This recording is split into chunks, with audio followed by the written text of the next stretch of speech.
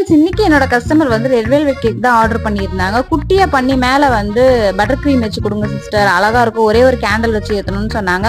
Okay பண்ணி தரேன்னு சொல்லிட்டு எக்லெஸ்ல தான் வேகமா ரெடி பண்ணி உங்களுக்கும் காட்டிடலாம்னு சொல்லிட்டு இந்த கேக் அழகா ரெடி பண்ணிட்டு இருந்தாங்க. ஆனா கடைசியில் என்ன நல்லா சூப்பரா பழி வாங்குச்சுங்க. இது வந்து பிளாக் வெல்வெட் கேக் மாதிரி மாறிடுச்சு. எனக்கு தெரிஞ்சு இது வந்து ஃபுட் கலர் மேல தான் மிஸ்டேக் நினைக்கிறேன். இப்போ போடுறப்ப ரெட் கலர்ல இருக்கு, அப்புறம் மிக்ஸ் பண்ண சொல்ல ஒரு மாதிரி ஆரஞ்சு கலர்ல ஆயிடுச்சு. அதுக்கப்புறம் ஓடிஜில வைக்கிறப்ப வந்து கொஞ்சம் ப்ரௌன் கலர்ல இருந்துச்சு.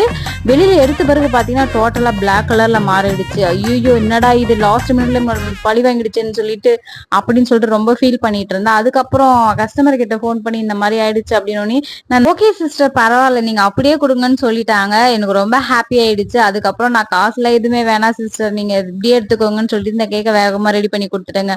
இந்த மாதிரி நம்மள கடைசி நேரத்துல பழி வாங்குறப்ப நம்மளுக்கு எப்படிங்க ஃபீல் பண்றீங்க? அந்த ஹோம் பேக்கர் எல்லாம் பாவங்க. அதுக்கப்புறம் அந்த கேக்க நான் ஃப்ரீயாவே கொடுத்துட்டேங்க அவங்களுக்கு.